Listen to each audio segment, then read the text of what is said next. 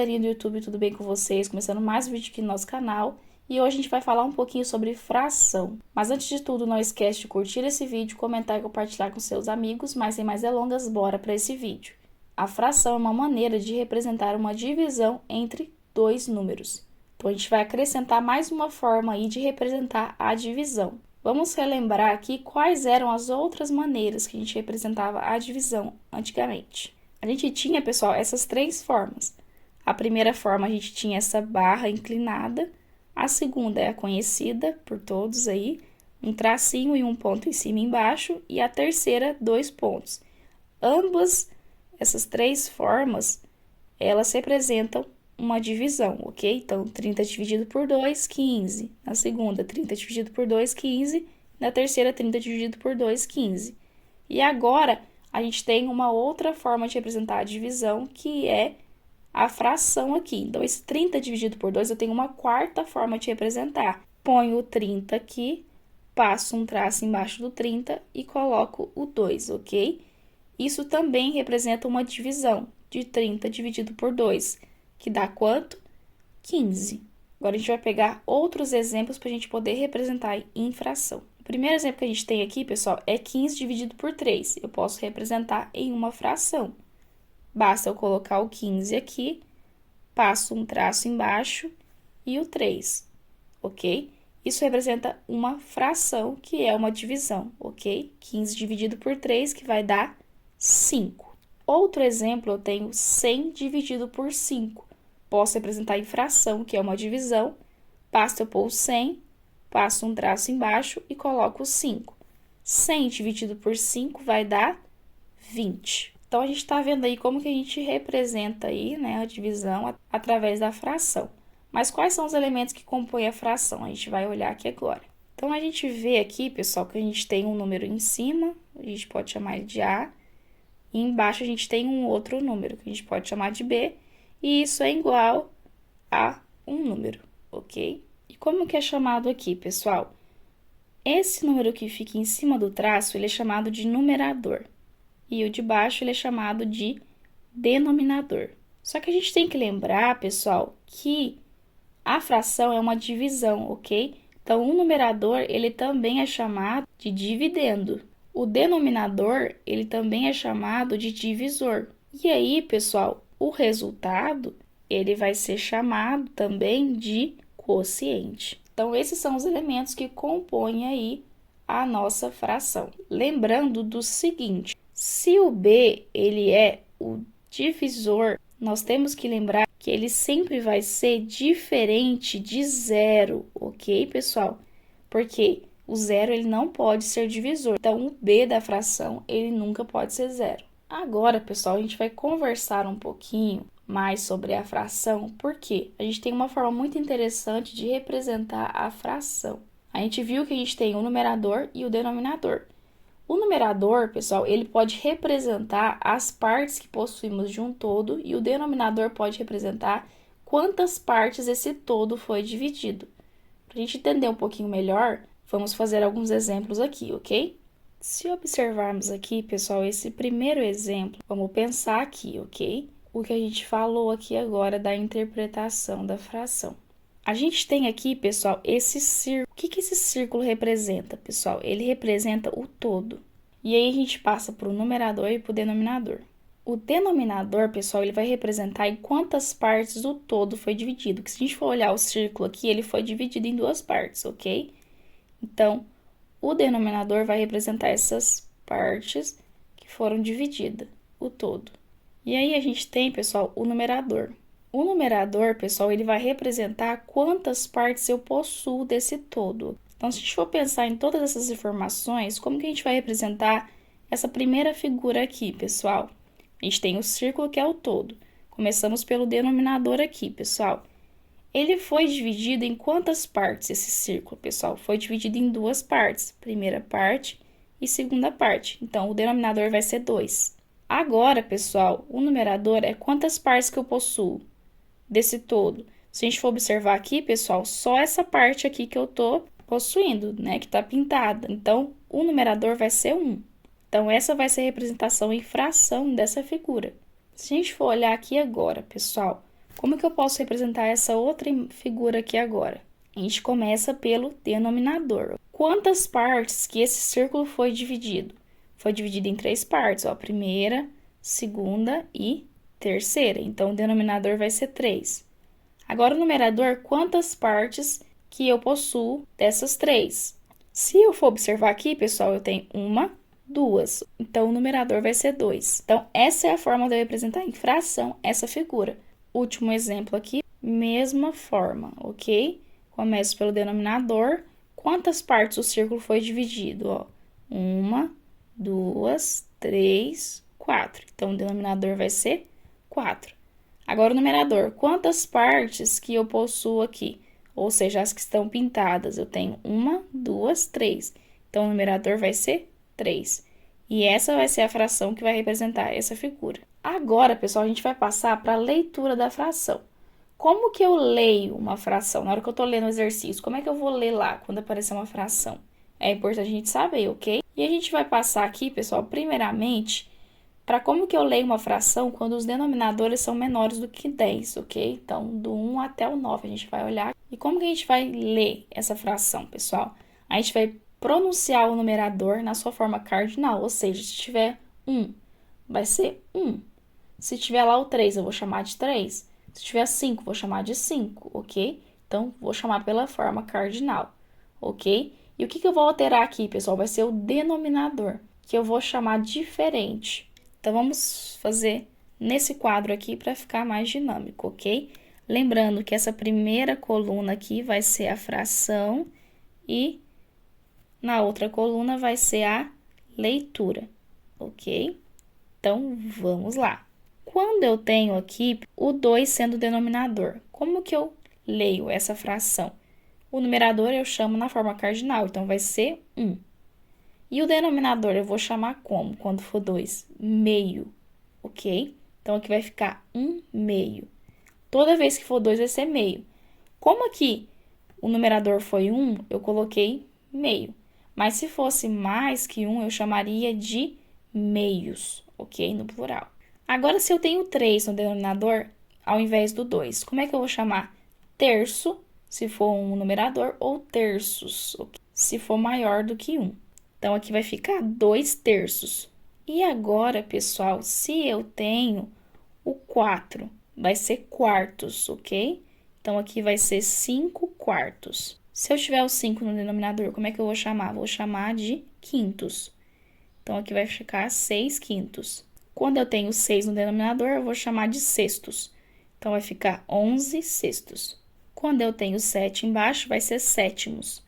Então, aqui vai ficar 8 sétimos. E quando for 8, pessoal, no denominador, vai ser chamado de oitavos, ok? Então, aqui, 1 oitavo. E quando for 9, pessoal, vou chamar de nonos. Então, aqui vai ficar 3 nonos. Agora, pessoal, como que eu vou ler uma fração quando os denominadores são maiores do que 10? Vai mudar. Tanto o numerador quanto o denominador eu vou chamar pela forma cardinal, ok? Só que o que eu vou fazer no final? Eu vou acrescentar a palavra avos, que se escreve dessa forma aqui, pessoal, avos, ok? Então, lembrar disso. Todos na forma cardinal e eu ponho avos no final. Então, lembrando aqui que a primeira coluna vai ser a fração e no segundo vai ser a leitura. Então, se eu tenho aqui, pessoal, por exemplo, 11 como numerador e o 12 como denominador, vou escrever normal, pessoal, ó, 11, depois 12, e aí no final o que eu vou colocar? Eu vou colocar a palavra avos, ok? Então, vai ficar 11, 12 avos. Se eu tenho 23 e o 14, como é que eu vou ler? 23, 14 avos, ok? Então, todos na forma cardinal, põe avos no final, ok?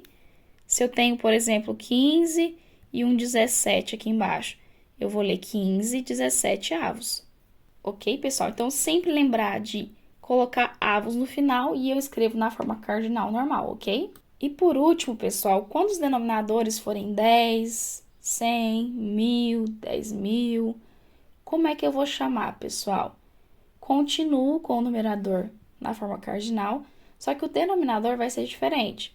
Quando for 10, eu vou chamar de décimos. Quando for 100, centésimos. E quando for 1000, eu vou chamar de milésimos. Então, vamos fazer alguns exemplos. Lembrando que aqui vai ser a fração e aqui vai ser a leitura, ok? Então, a gente tem aqui primeiro, vamos pensar aqui em 1 e o 10 embaixo. Como é que eu vó fazer? O 1 normal, ó. 1 e o 10 vai ser décimo, ok? Então, vai ficar 1 décimo, ok? Outro exemplo, ó, 3 e o 10. Como é que eu vou ler? 3 décimos. Agora, quando for o 100, pessoal, como é que eu vou ler? 4, aqui normal. E agora centésimo. Centésimos. O 1000, eu vou chamar de milésimos, ok? Então, aqui vai ser 10 milésimos. Agora, a gente vai fazer alguns exercícios, pessoal, que a gente vai observar situações que a gente utiliza a fração. Bem legal isso, pessoal. Então, bora aqui comigo. Primeiro exercício fala o seguinte. Mário preencheu 3/4 de uma jarra de 500 ml com refresco. Na hora de servir a bebida, ele distribuiu o líquido igualmente em 5 copos de 50 ml, ocupando 2/4 da capacidade de cada um. Com base nesses dados, responda: que fração de líquido restou na jarra? Então, a gente vai resolver aqui, pessoal, esse exercício aqui. E ele quer saber, lembrando, ó, que fração de líquido restou na jarra. Ele deu algumas informações pra gente, ó. Que ele preencheu 3/4 de uma jarra de 500 ml. E aí, ele serviu 5 copos, ok? Com 50 ml, a capacidade aí. E ocupou apenas 2/4, ok? Então, a primeira coisa, pessoal, que a gente tem que saber é quanto que ele preencheu dessa jarra de líquido. Então, a gente chega numa situação aqui, pessoal, ó, de 3/4 de 500 ml, ok? Toda vez que eu tenho isso, pessoal, o que eu vou fazer aqui? Vou fazer uma multiplicação, ok? De 3/4 por 500. Só que como é que vai funcionar aqui, pessoal? Eu vou multiplicar o 3 por 500. E aí, o que eu faço depois? Divido esse valor por 4, ok?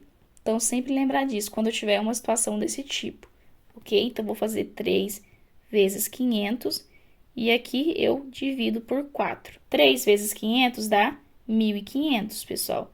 Agora, 1.500 dividido por 4 dá quanto? Vai dar 375 ml, ok? Então, esse, pessoal, é o total que a gente tem de líquido. Agora, a gente quer saber quanto que ele distribuiu. Então, a gente sabe aqui, pessoal, que ele distribuiu 5 copos. E aí, cada copo, ele preencheu 2/4 de 50 ml, ok? Vou fazer o mesmo processo, tá, pessoal? Do 2 eu multiplicar por 50. Só que aqui são 5 copos, tá, pessoal? Então, esse resultado que eu tiver, eu vou multiplicar por 5. Então, vamos deixar os 5 aqui separadinho. E aí, o que a gente vai fazer, ó?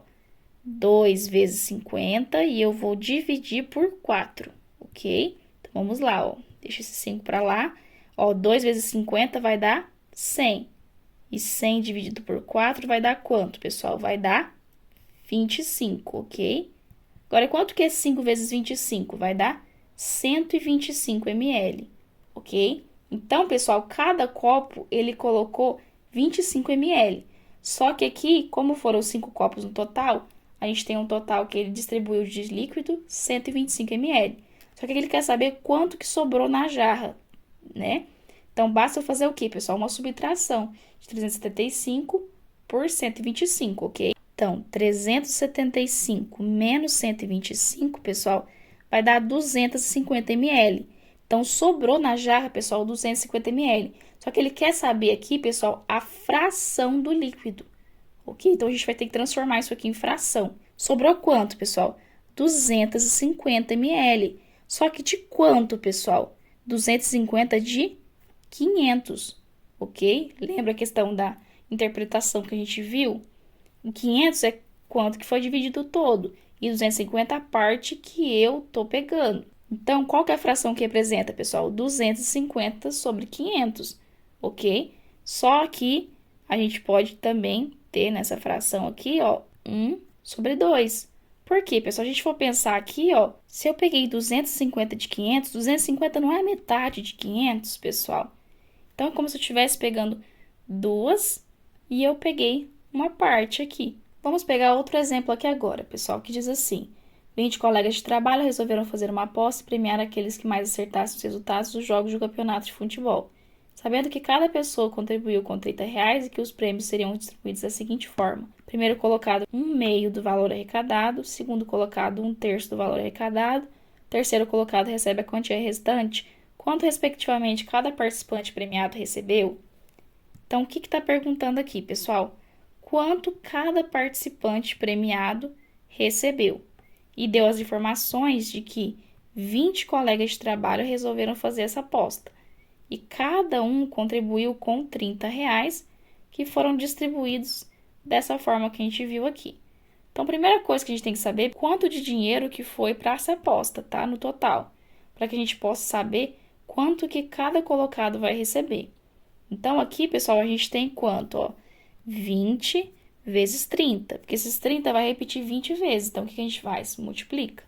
Para facilitar, 20 vezes 30 vai dar 600, tá? Então, R$ 600 corresponde ao todo aí, ok? Que eles envolveram aí na aposta. Agora, a gente vai começar a trabalhar com os colocados. O primeiro, o segundo e o terceiro colocado, ok? O primeiro colocado, pessoal, ele recebeu 1/2 de R$ 600. O segundo colocado, 1/3 de R$ 600. E o terceiro lugar é o que sobrou, ok? Então, vamos trabalhar com isso aqui, ó. Primeiro, pessoal, 1/2 de 600 basta multiplicar 1 por 600 dividido por 2. Só que todo número multiplicado por 1 é ele mesmo. Então, 600 por 1, 600. Então, fica 600 dividido por 2. Quanto que dá 600 dividido por 2? Dá 300, ok? Então, o primeiro colocado vai ganhar R$ 300. O segundo colocado é 1/3 de 600. Mesma coisa, multiplico e divido. Só que 600 vezes 1 vai dar 600. Então, vai ficar 600 dividido por 3, que vai dar quanto? 200, tá? Então, R$ 200. Agora, pessoal, o terceiro colocado recebe o que sobrou. Então, o que eu tenho que fazer aqui, pessoal? Eu somo o que já foi de premiação e subtraio dos 600. Então, aqui vai ser, ó, se eu representar em formato de expressão, ó, 600 menos. E aí que eu somo 300 mais 200, ok? Então, primeiro passo aqui, ó, eu vou somar. Ó, repito aqui, 300 mais 200, R$ 500. Agora, 600 menos 500 vai dar 100. Então, pessoal, o terceiro colocado, ele recebeu R$ 100. Então, agora, pessoal, vamos para o último exercício para a gente finalizar a aula. Ele diz assim: em uma disputa entre carros de corrida, um competidor estava a 2/7 de terminar a prova quando sofreu um acidente e precisou abandoná-la. Sabendo que a competição foi realizada com 56 voltas no autódromo, em que volta o competidor foi retirado da pista? Então, o que está perguntando, pessoal? Em que volta o competidor foi retirado da pista? E as informações que a gente tem é que ele estava prestes a terminar a prova. Faltava só 2/7 para ele terminar. E a competição, no total, tem 56 voltas, ok? Então, o que a gente tem que subir primeiro, pessoal? Quantas voltas que faltavam? Com isso, a gente consegue subtrair do total e saber em qual volta que ele foi retirado, ok? Então, aqui vai ter uma situação de 2/7 de 56 voltas. O que eu vou fazer aqui, pessoal? Basta eu multiplicar aqui e depois eu dividir. Então, vai ficar 2 vezes 56 e eu divido por 7, ok? 2 vezes 56 dá quanto? Dá 112. Então, fica 112 dividido por 7, que vai dar, pessoal, 16 voltas. Então, faltava, pessoal, 16 voltas para ele terminar o circuito aí. Só que aqui ele quer saber em que volta que ele foi retirado. Então, pessoal, basta eu pegar 56 menos 16 que eu vou saber em qual volta que ele foi retirado. Então, 56 menos 16 vai dar igual a 40, ok? Então, na 40ª volta que ele foi retirado da pista por conta do acidente. E é isso, pessoal. Espero que vocês tenham gostado desse vídeo e até a próxima aula.